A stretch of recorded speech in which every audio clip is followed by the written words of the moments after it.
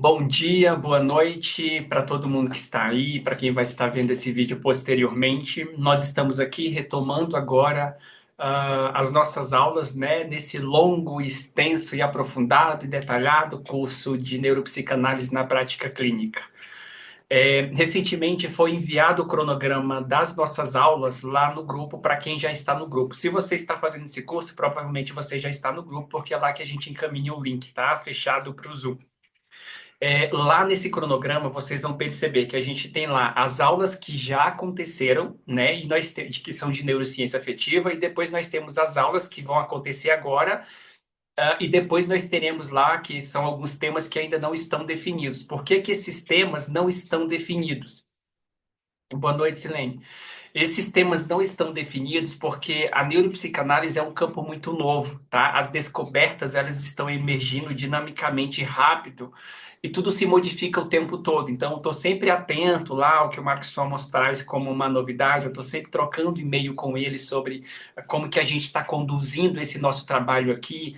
A comunidade NPSA também tem lá se atualizado constantemente. Então, eu vou pegando os temas, a atualização, as descobertas que estão emergindo e vou atribuindo, incluindo isso no nosso cronograma. Por isso que nem todos os temas estão definidos ainda, tá? E aí, se eu possa perceber que alguns de vocês, enquanto alunos, estão tendo dificuldade de acompanhar, de trabalhar um tema específico, vou retomar esse tema novamente para a gente detalhar e vocês saírem desse curso de formação realmente entendendo o que é a neuropsicanálise, não apenas um curso superficial, até porque é um material que detalhadamente eu estou integrando para vocês, então eu preciso muito que vocês o dominem, porque vocês serão a extensão desse trabalho aqui, né?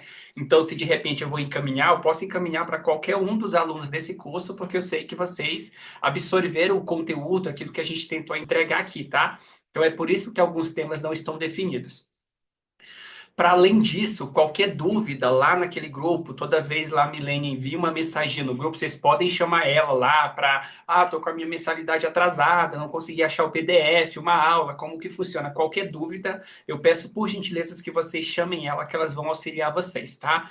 Não conseguindo falar com ela alguma coisinha, vocês também têm liberdade para me chamar, o meu número também pessoal está lá no grupo, tá? Geralmente eu demoro para responder, mas sempre retorno para vocês. Beleza? No mais, vamos seguir a mesma dinâmica. E aí eu vou explanar todo o conteúdo aqui que eu trouxe a apresentação para vocês. Ali nos últimos 30 minutinhos, eu deixo uns 20, 30 minutinhos para abrir para dúvidas, para vocês trazerem questionamentos, contribuições, complementações por parte de vocês. Tá? Sintam-se à vontade para perguntar aqui, mas se porventura ainda ficar alguma dúvida, vocês também podem me chamar no pessoal lá para eu responder, ou podem comentar lá dentro da plataforma onde esse curso está hospedado. Eu também estou sempre respondendo os comentários, as perguntas que vocês colocam lá, ok? Lembrando que essa aula é ao vivo, mas depois de 24 horas, em até 24 horas, essa aula já está disponível lá na plataforma para vocês reassistirem ela quantas vezes quiserem, ou de certa forma também fazer o download do PDF que acompanha, tá? Essa aula aqui. Então, toda a aula tem um PDF de aprofundamento, com as referências que eu utilizei, detalhamento dos que a gente aborda aqui. Eu sempre peço para vocês estudarem o PDF, porque ele complementa muito o conteúdo que a gente explana aqui em tão pouco tempo, uma pincelada que a gente consegue fazer. Beleza? Acho que no mais é isso, tá? Pessoas me perguntaram se o curso vai ter certificado. Sim, o curso ele tem um certificado, tá? Vai receber o certificado no final do curso. Então a gente já fez, acho que a metade do curso, né? Tantas aulas já estão lá disponíveis. E aí a gente vai agora fazer as outras aulas para a gente complementar essa formação, tá bom? E aí eu convidaria, né, aproveitando aqui, vocês também para conhecerem lá depois a comunidade. Quem está aqui, mas não está na comunidade, faz bastante diferença estar na comunidade, ok?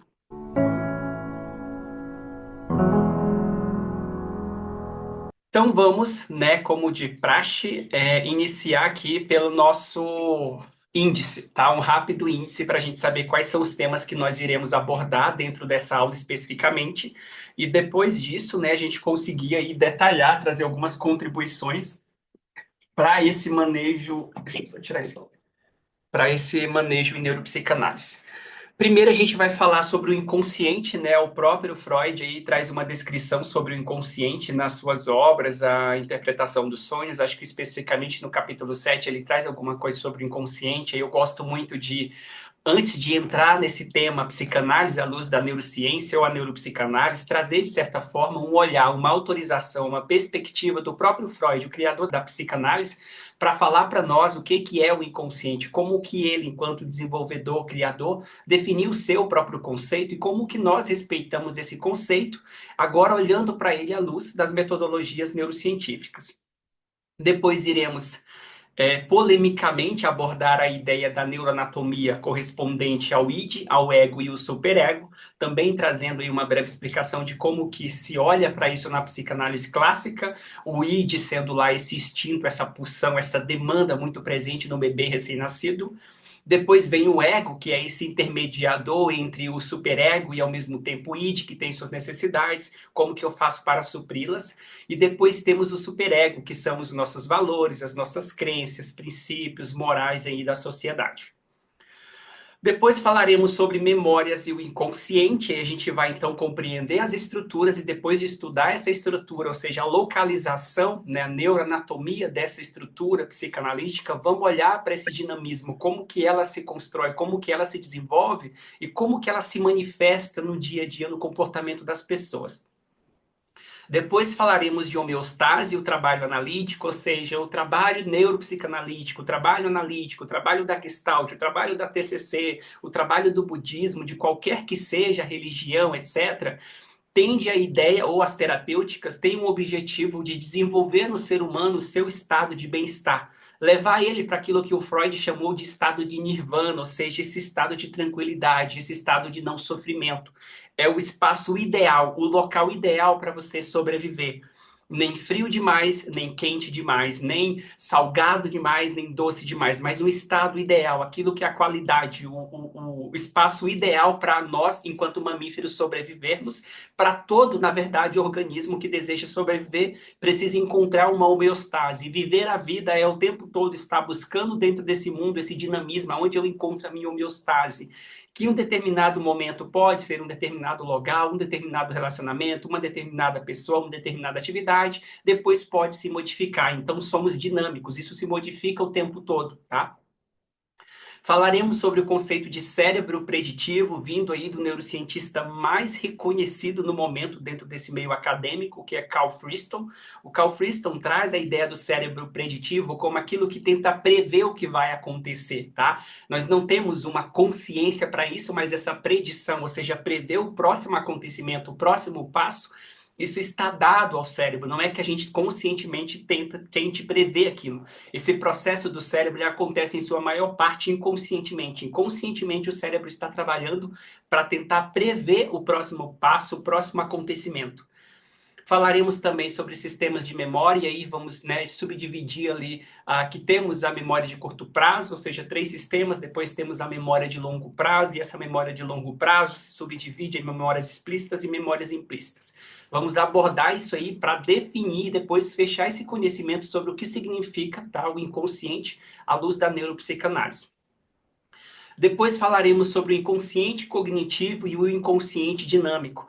Alguns psicanalistas já conseguem olhar para a ideia de cérebro de inconsciente cognitivo e perceber que esse inconsciente cognitivo existe lá. Mas olhar para o inconsciente e dividir esse inconsciente em 2 estruturas, 2 funcionamentos, 2 instâncias, e não apenas no inconsciente em si, é uma dificuldade para muitos psicanalistas, e eu vou explicar por que é importante nós começarmos a olhar para as demandas que os nossos pacientes trazem à luz desse inconsciente dividido em 2 instâncias, em 2 padrões de funcionamento. Falaremos sobre repressão, que é um dos títulos e uma das ênfases dessa aula. A repressão, a ideia é que muitas pessoas vão confundir a repressão também como um mecanismo de defesa, algo que o indivíduo faz conscientemente para se proteger de um sofrimento. E nós entendemos que, do ponto de vista neuropsicanalítico, não é bem assim que acontece. Então, vamos aprender a diferenciar o que é uma repressão do que é, de fato, uma defesa, o que são as defesas, o que é o mecanismo de defesa e o que é o inconsciente à luz dessa repressão dentro da neuropsicanálise. Ou seja, tudo que nós estamos falando aqui não é apenas uma teoria, a gente tem uma evidência neurocientífica que valida aquilo que a gente está trazendo e propondo como revisão para o saber psicanalítico clássico. Depois falaremos sobre 3 recomendações técnicas que eu particularmente gostaria muito de deixar para vocês, no sentido de que acabei de receber um paciente que chegou com uma demanda e eu preciso estruturar o atendimento desse paciente. Como que eu faço? Então, existem 3 passos básicos que nós precisamos seguir para atender esse paciente e resolver a sua demanda a partir da neuropsicanálise. E eu vou trazer esse esclarecimento, trazer um exemplo para vocês entenderem isso de forma prática e didática. Depois encerrarei ali com aquele momentinho que eu falei que vocês trazem a contribuição de vocês, os questionamentos e a gente fecha mais uma aula. Ok? Então, vamos lá.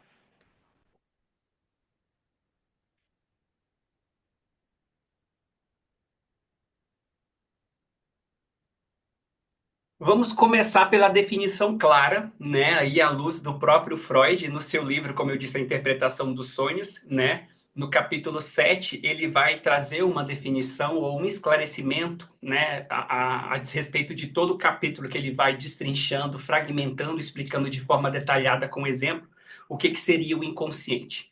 E aí uma explicação básica, assim, que o Freud vai dizer é que aquilo que nós chamamos, ou aquilo que nós, enquanto psicanalistas freudianos clássicos, definimos como inconsciente, chamamos, denominamos como inconsciente, ele é, na verdade, uma espécie de porão, uma espécie de reservatório, né, de traços menêmicos, que ele quer dizer, ou seja, memórias, experiências que nós tivemos e que estão guardadas, registradas, né, nesse porão, nessa instância. E aí o Freud vai dizer que, a partir das suas observações dos pacientes, ele acredita que esses traços eles têm uma natureza permanente. Ou seja, não é possível extinguir esse inconsciente, não é possível extinguir as memórias, as experiências, esses traços menêmicos que estão armazenados, alocados dentro dessa estrutura inconsciente. Quando você vai estudar, por exemplo, um curso de psicanálise hoje, é muito comum eles trazerem a ideia desse iceberg como representando, por assim dizer, a estrutura básica do inconsciente. Então, ele vai dizer que existe ali o consciente, que é essa parte muito pequena, né, bastante básica, etc. E embaixo disso, abaixo do oceano, por toda aquela estrutura, existe esse inconsciente. Metaforizando, seria a ideia de que quando o capitão, né, do Titanic viu no mar aquele pequeno pedaço de iceberg, ele disse, não, a gente consegue atravessar por cima desse pequeno pedaço de iceberg, que seria a consciência, aquilo que o indivíduo tem ciência, que ele percebe.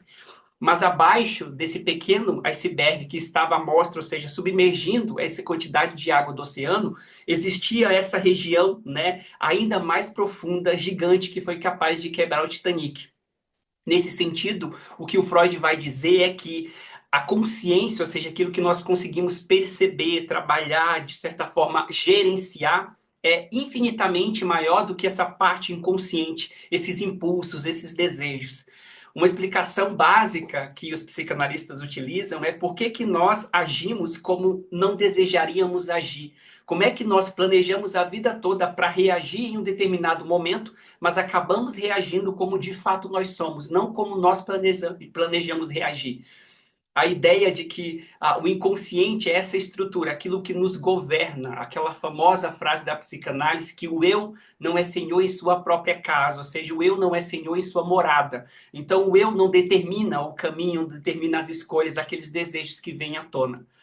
Gosto muito de dizer e lembrar que quando Freud disse que nós tínhamos em nós, seres humanos, e ele partiu disso a partir muito de um olhar da sexualidade, nós tínhamos em nós, mamíferos, seres humanos, um instinto sexual, uma libido, uma energia que estava presente também nos animais.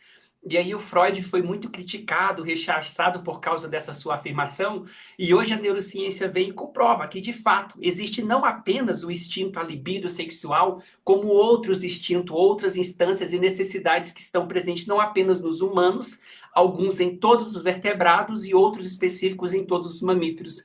Ou seja, há mais de 100 anos atrás, a afirmação do Freud sobre o comportamento, ou esse id, essa pulsão, essa necessidade interna, já era real, só que ele não tinha metodologia e equipamento para comprovar. E é o que nós estamos fazendo hoje aqui.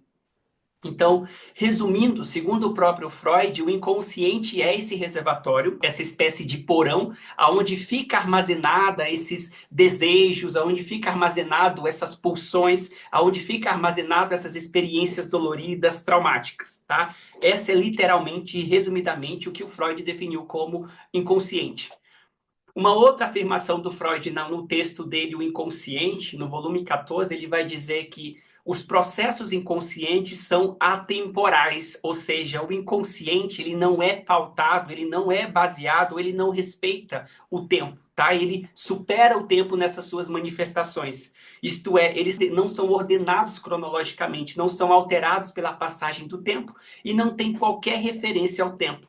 Isso significa que um trauma, um acontecimento, um desejo, uma ferida da infância, ela pode se manifestar durante toda a vida do indivíduo, inclusive na vida adulta, inclusive no auge da sua maturidade, porque esse inconsciente, esses conteúdos que estão presentes, eles não diminuem a sua intensidade, eles não diminuem a sua eficácia, a sua manifestação a partir do tempo, a partir da nossa maturidade. Segundo o próprio Freud, não, esse inconsciente continua lá, ele continua latente, ele continua armazenando as nossas experiências, e não é porque novas experiências chegaram que aquelas experiências antigas da tenra infância deixam de existir. E aí o Freud vai dizer que o inconsciente contém, prestem atenção nessa frase, o inconsciente contém a essência daquilo que pertence ao reprimido. Quem nunca ouviu falar daquela famosa frase, né, do retorno do recalcado, retorno do reprimido? Nesse sentido, Freud está falando que a essência daquilo que retorna, daquilo que vem à tona como sintoma, como sofrimento, como negação do indivíduo, parte desse porão, vem dessa instância mais básica, dessa instância mais primitiva, né? Esse porão que armazena as nossas experiências. Então, alguns acontecimentos lá dessa infância vão se manifestar no adulto que nós somos hoje, no paciente ali muito desenvolvido, muito bem profissionalmente, socialmente, mas que continua carregando e manifestando através de sintomas essas experiências, esse conteúdo que vem à tona através desse inconsciente. Porque, embora esse seja uma espécie de porão, embora digam que esse porão está absolutamente trancado, na verdade não, né? Esse porão está mais aberto do que a gente consegue imaginar. E é isso que hoje a neuropsicanálise está propondo e por isso sugerindo que nós devemos modificar a forma que nós trabalhamos com os nossos pacientes para acessar esse porão, para acessar esse conteúdo. E pasmem vocês, porque a chave que abre, a chave que vai dar acesso a esse porão, nem de longe é a livre associação. A livre associação, que é uma das técnicas que nós mais utilizamos para acessar esse porão, esse inconsciente, ela sequer nos leva a metade do caminho para acessar esse porão, tá? Então, ela vai nos deixar no máximo ali visualizando esse porão, mas não vai de forma alguma ser a chave que vai abrir esse porão e trazer de fato esse reconhecimento das experiências, do desejo que o paciente tem escondido dentro dessa instância, dentro dessa estrutura. Então, o inconsciente, como ele disse, é atemporal. Então, independente do tempo, aquilo que te doeu na infância continuará te doendo na vida adulta, se manifestando de alguma forma. Na psicanálise vão dizer que através dos atos falhos, através dos xistes, que são aquelas pequenas piadas, através dos sonhos, né, a análise ali dos sonhos, que a gente também vai ter uma aula abordando os sonhos aqui. E a partir disso, então, nós conseguimos, e especificamente a psicanálise vai defender que, através da livre associação, o paciente falar sobre tudo que lhe vem à cabeça, sem nenhum tipo de pudor, sem nenhum tipo de regra, sem nenhum tipo de organização, é o que vai fazer ele acessar esse conteúdo que está nesse inconsciente. E aí eu vou explicar para vocês por que que o paciente fazendo 30, 40 anos de análise não vai conseguir acessar esse conteúdo que está no inconsciente, porque ele não é acessado através da fala. E é isso que eu quero muito que vocês compreendam. Entender a limitação dessa nossa ferramenta livre associação para nós começarmos então a buscar novas maneiras de certa forma, né, aprofundar ou ampliar o nosso manejo terapêutico. Vamos começar então olhando para a neuroanatomia, né, do id, do ego e do superego, essas estruturas aí mais primordiais e conhecidas para qualquer psicanalista.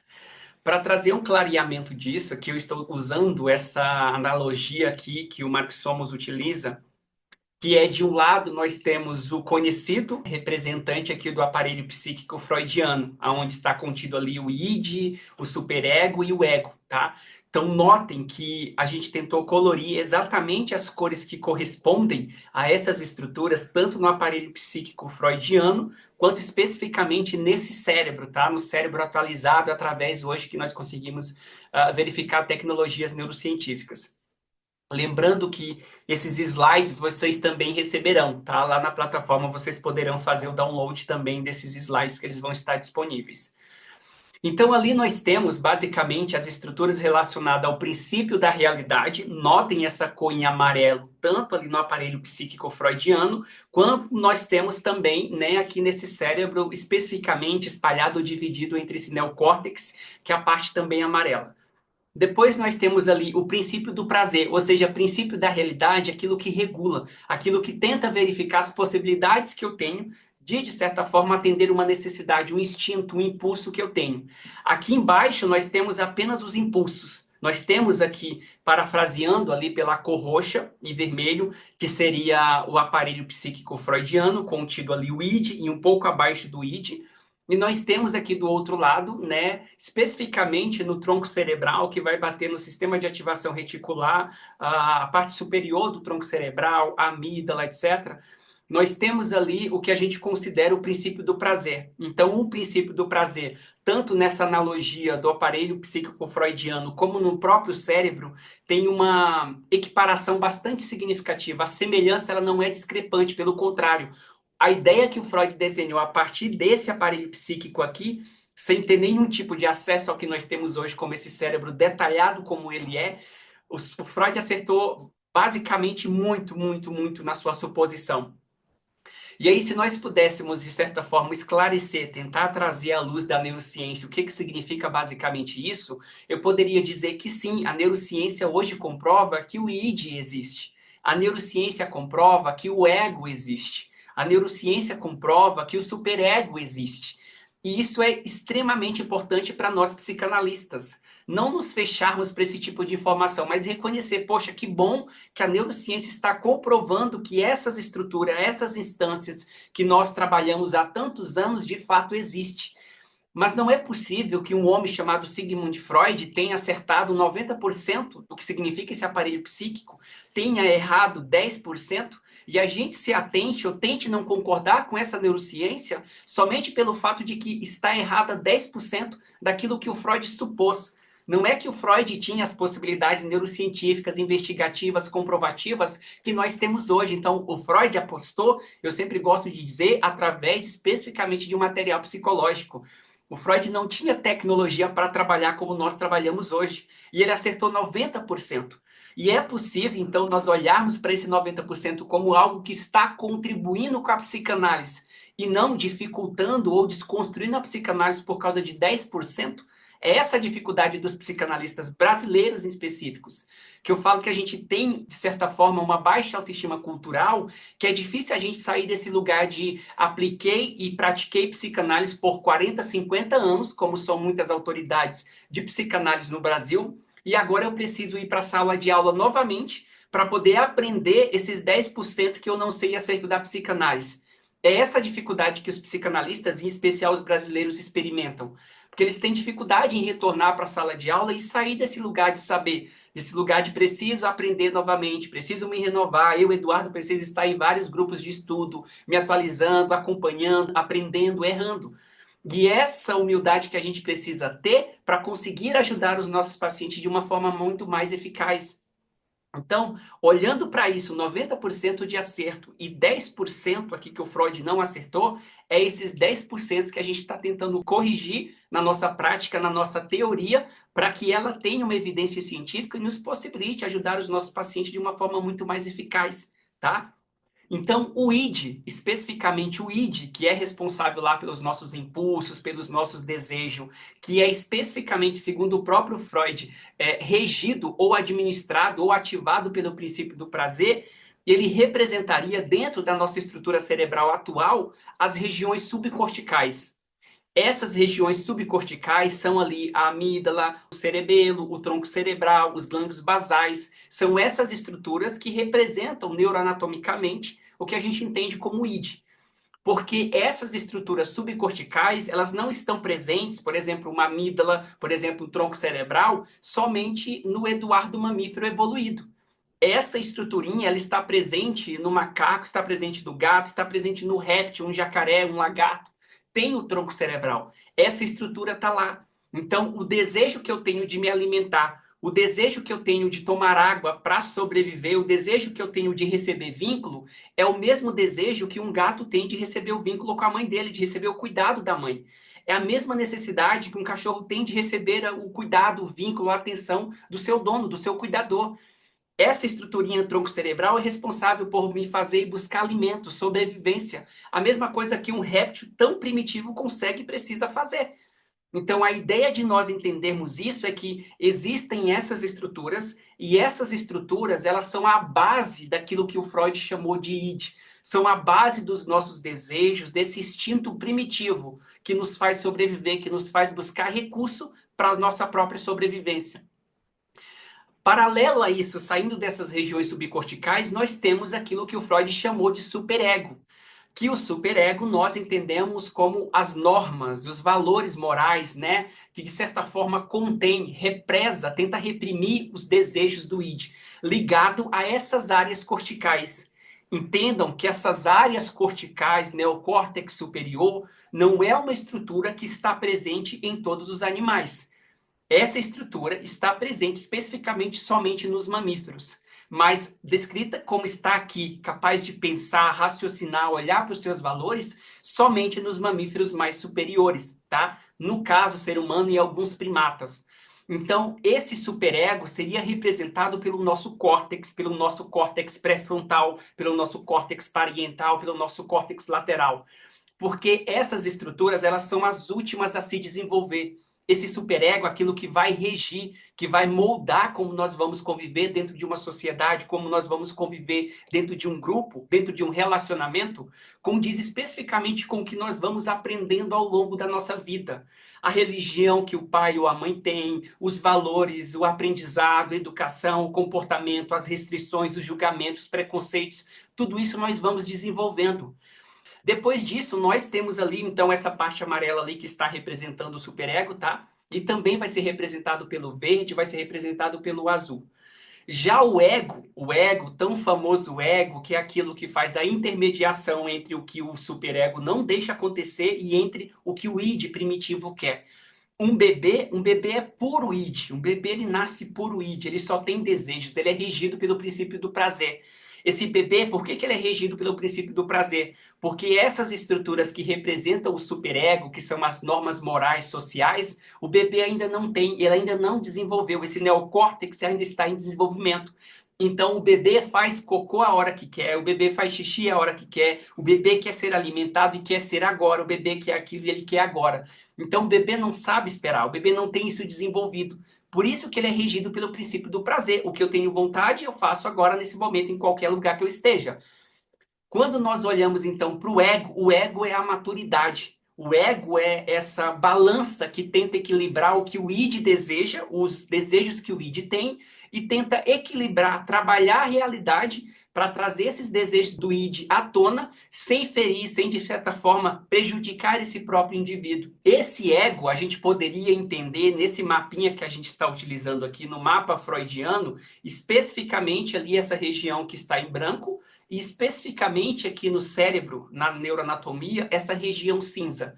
Ou seja, o ego seria essas estruturas que fazem essa interconexão, que de certa forma está responsável pela conexão entre esse id e ao mesmo tempo esse superego, tá? Então ele faz a mediação. Por que que ele faz a mediação? Porque o ego, na verdade, ele tem uma função primordial. O id traz alguns desejos, eu preciso realizar um trabalho no mundo a partir daquilo que o meu superego me permite para suprir essa necessidade. Eu tenho necessidade de vínculo, eu tenho necessidade de cuidado, é o ego que vai pensar aonde, com quem, em que lugar, em que possibilidade, em que momento eu poderei conseguir esse vínculo, esse cuidado. O superego está dizendo, mas você está dentro de um grupo, você está dentro de uma religião, você está dentro de um trabalho, você está em horário de trabalho, você não pode suprir essa necessidade. E aí o ego tenta, de certa forma, atender a necessidade do id, mas também, sem, de certa forma, contrariar ou passar pela regra específica do superego. É interessante a gente entender, parafrasear essa neuroanatomia, entendendo então que o aparelho freudiano é muito semelhante quando a gente fala do nosso cérebro. Porque as estruturas ali no aparelho freudiano que ele descreveu como o ego, o superego, o id, corresponde exatamente não somente em funcionalidades, mas também em estrutura hierárquica, onde vem o id primeiro, o superego depois, como o ego depois como intermediador e depois o superego, que é aquilo que rege o nosso comportamento, que faz o planejamento, tá? Então, neuroanatomicamente, essa seria a estrutura, então, do nosso cérebro a partir da criação do Freud, desenvolvimento do aparelho psíquico dele. Para vocês terem ainda uma absorção desse conteúdo, eu preparei aqui um outro mapinha. Então, imaginem aquele cérebro lá, e aí vamos pensar que essa estrutura amarela, verde e azul corresponde especificamente ao superego, representado pela flechinha verde, que vai bater ali no superego. Depois nós temos essa parte cinza, né, que especificamente vai corresponder ao que nós entendemos como ego, que está interligado tanto à região do superego como está ligado, de certa forma, ao id. Essa estruturinha cinza aqui, então, representa o que a gente entende como ego, tá? O intermediador. Abaixo, nós temos o id. Esse id correspondente a esse tronco cerebral, a essa amígdala, etc., seria o que nós já estudamos anterior nesse curso, que são os 7 afetos fundamentais. Os 7 afetos, o seeking, o care, o play, o lust, todos esses afetos estão contidos nessa regiãozinha ali que vocês podem ver pintado de vermelho e roxo. Ou seja, o tronco cerebral superior, né, e um pouco do sistema límbico, tá? Essas setinhas brancas representariam ali os nossos 7 afetos, as necessidades, os impulsos que nós temos. Mas notem que esses impulsos que nós temos, essas necessidades, elas não são apenas psicológicas, emocionais. Existem necessidades, por exemplo, homeostáticas, que é um afeto homeostático, fome. Quando eu sinto fome, essa necessidade que está no corpo, ela é demandada por esse id como uma pulsão, uma necessidade. O id leva então isso para o ego e fala: eu preciso suprir essa necessidade. O que o ego faz é: será que eu vou consultar com o superego porque eu estou no horário de almoço e eu não posso sair para comer? E aí o superego então vai dizer: não, estamos em horário de almoço, a gente não pode sair, tem que aguardar. O que o ego faz é: será que eu tenho uma bolachinha? Será que eu tenho algum petisco? Será que esse colega tem algum alimento para me compartilhar? Ou seja, o ego tentando atender ao desejo do id. Lembre-se, esse desejo ele vem do corpo porque é fome, é sede, é cansaço, é sono, e ele vai levar isso para ser realizado. Quem faz esse planejamento, esse trabalho no mundo é o ego. É o ego que vai regular as nossas demandas, os nossos desejos, os nossos impulsos, as nossas emoções. O superego são os valores morais. Então, eu vou tentar atender a essa minha necessidade de alimento sem, de certa forma, sei lá, faltar ao trabalho, sem deixar o meu trabalho sozinho. Vou conversar com alguém, vou tentar encontrar uma solução, tá? Então, os 7 afetos, eles são representados pelo id. Os 7 afetos fundamentais, os afetos homeostáticos, os afetos sensoriais, eles são correspondentes, eles correspondem ao que nós entendemos como id. Anotem isso, lembrem-se disso, tá? O id, então, corresponde aos nossos afetos, às nossas necessidades para a sobrevivência. Por que que o id faz demanda, gente? O id é primitivo. Por que que quando um bebê está lá se desenvolvendo ainda um feto, a partir da segunda semana, essa estrutura, o tronco cerebral, é a primeira a se desenvolver? Porque ele é o mais básico. Eu não preciso ter um superego, eu não preciso ter um ego, mas eu preciso ter ali um tronco cerebral, um id, que me faça, sei lá, chorar, berrar, gritar quando eu estiver com fome, que me faça chorar, gritar, berrar quando eu estiver sentindo dor, que me faça chorar, berrar quando eu estiver sentindo medo, para chamar essa mãe, para trazer a solução, para suprir aquela necessidade. Então, o id é isso, essa parte que nos faz ter demandas, e essas demandas, elas só acontecem porque todas as vezes que nós temos falta de alimento, significa que faltou glicose na corrente sanguínea. Quando faltou glicose na corrente sanguínea, isso é demandado e o id avisa isso para o ego. O id fala: ó, estamos aqui sem glicose, precisamos de alimento. E é por isso que nós sentimos fome, é por isso que tomamos consciência da fome.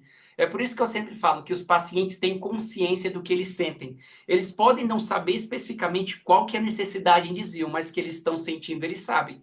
E aí é o nosso papel enquanto neuropsicanalista entender qual que é essa necessidade, tá? Qual que é a necessidade que esse paciente está tentando atender, ok?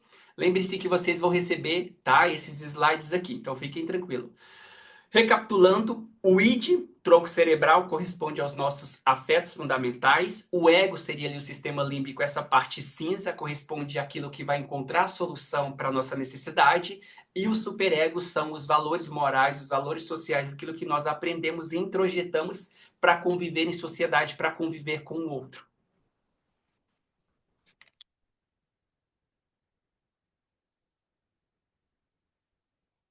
Qual que é o fundamento disso, né? O Breuer e o Freud, eles vão fazer uma conclusão, eles vão chegar a uma conclusão naquele texto deles dos estudos sobre as histerias, que eles vão dizer assim, as nossas histéricas, ou seja, as histéricas que nós tratamos, que naquele tempo era muito mais pautado para as mulheres, elas sofrem conscientemente. Notem isso, gente. Não existe terapia psicanalítica para a gente tornar o paciente consciente daquilo que ele está sofrendo. Não. Notem isso. O próprio Freud já dizia: as histéricas sofrem conscientemente, ou seja, lembra quando o id ele tem uma necessidade, ele demanda aquilo para o ego? Ele demanda aquilo para o ego. Então, demandando, eu sinto. A minha fome, ela não é inconsciente. O meu medo, ele não é inconsciente. Aquilo que eu tenho vontade não é inconsciente. A minha sede não é inconsciente. O sono não é inconsciente. Então, o sentimento, aquilo que nós sentimos, eles são sempre conscientes. E aí o que ele está dizendo é, as histéricas sofrem conscientemente, basicamente de reminiscências inconscientes. Reminiscências, o Freud está se referindo a memórias, experiência, o passado que está dentro daquele porão que eu iniciei falando no começo da aula, tá?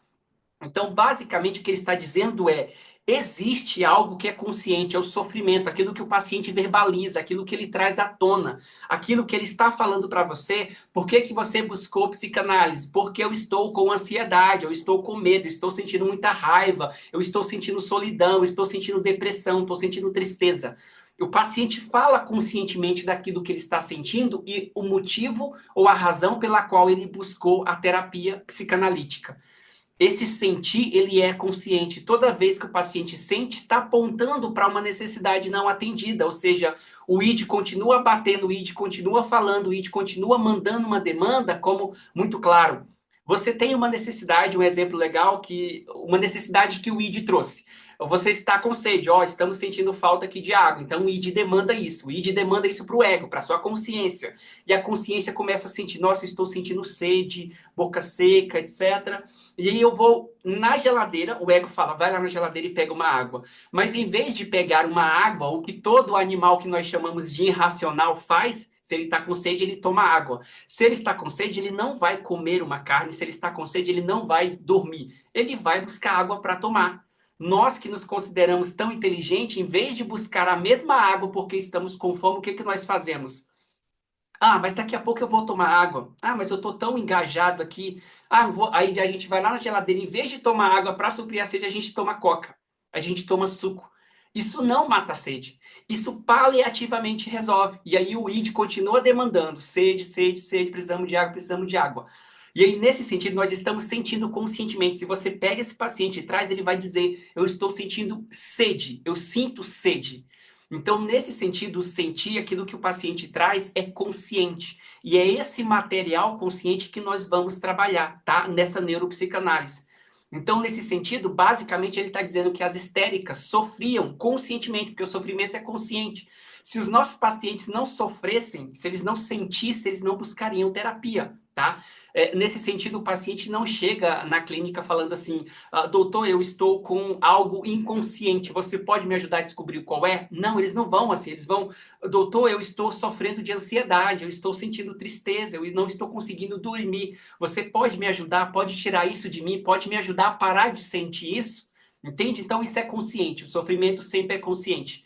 E ele está dizendo que essas histéricas, elas sofriam de algo consciente, Mas, basicamente, esses conteúdos eram reminiscências, ou seja, eram experiências, algum trauma, algum acontecimento, sofrimento, um desejo que estava lá dentro desse porão e veio à tona. Fica trazendo alguns sintomas, por mais que ele esteja trancado, ele continua trazendo sintoma, tá?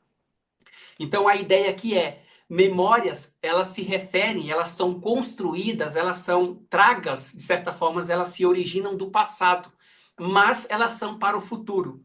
Se as memórias não tivessem uma serventia para o futuro, nós com certeza não faríamos armazenamento de memória, porque memória dá muito trabalho para armazenar, dá muito trabalho para recuperar e dá muito trabalho para manter.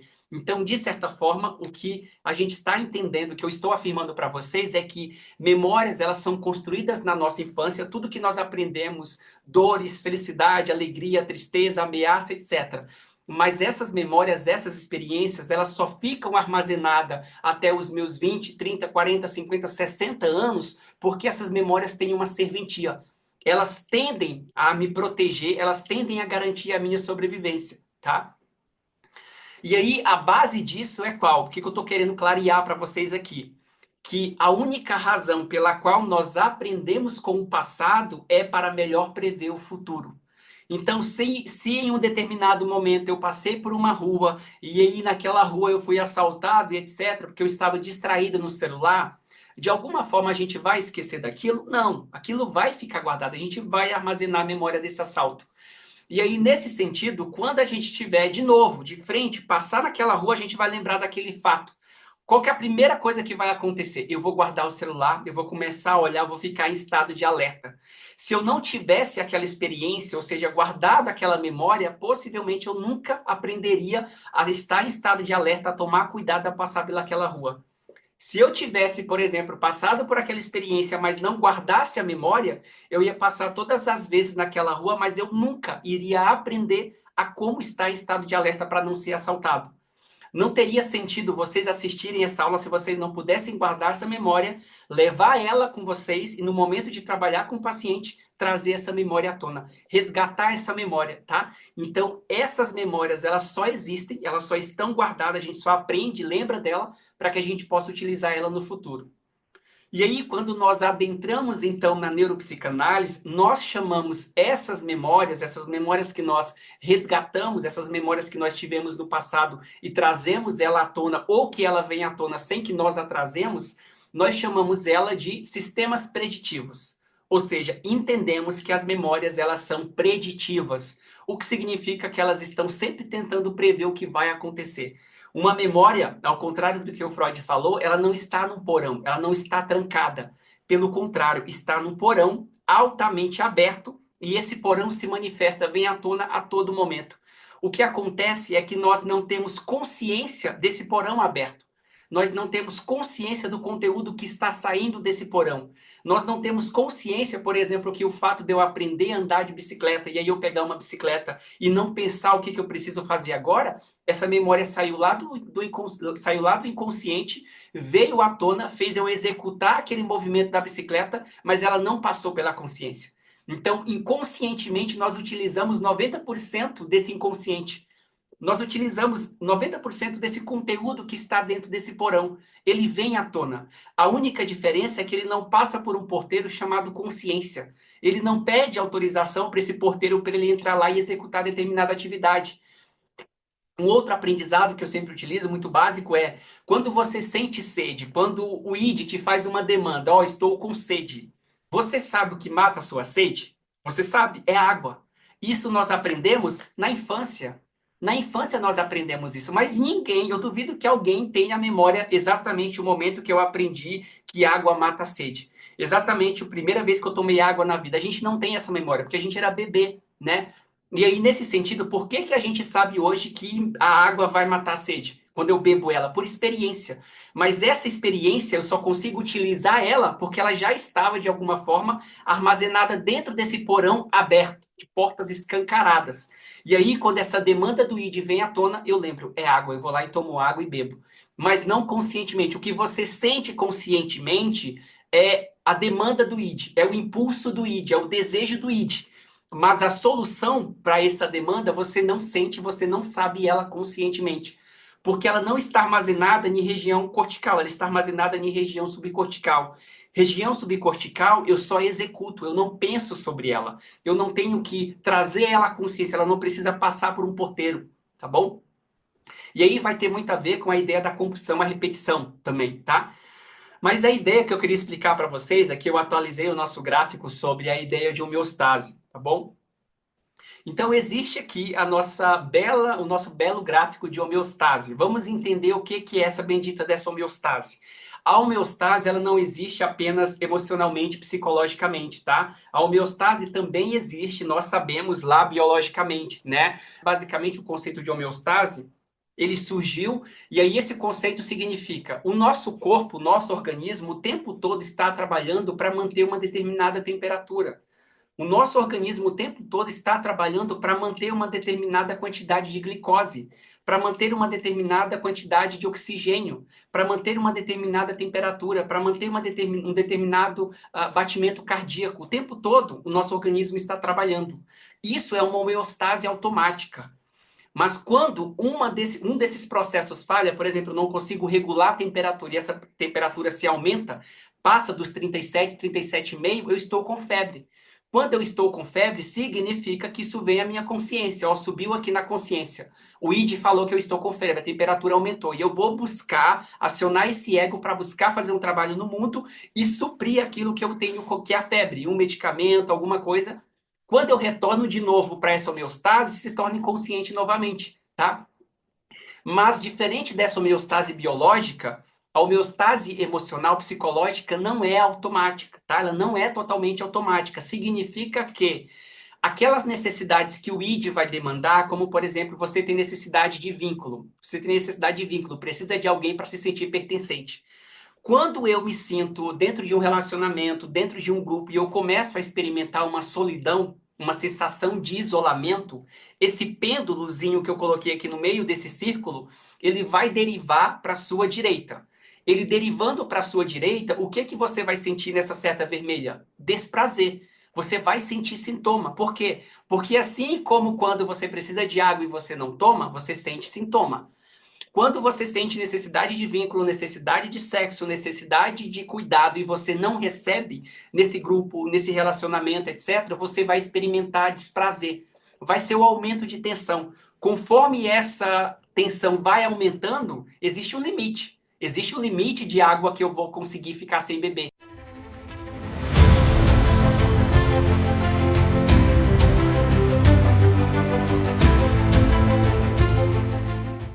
Essa aula que você acabou de assistir é apenas um trecho das mais de 70 aulas já disponíveis em nossa comunidade de estudos em neuropsicanálise.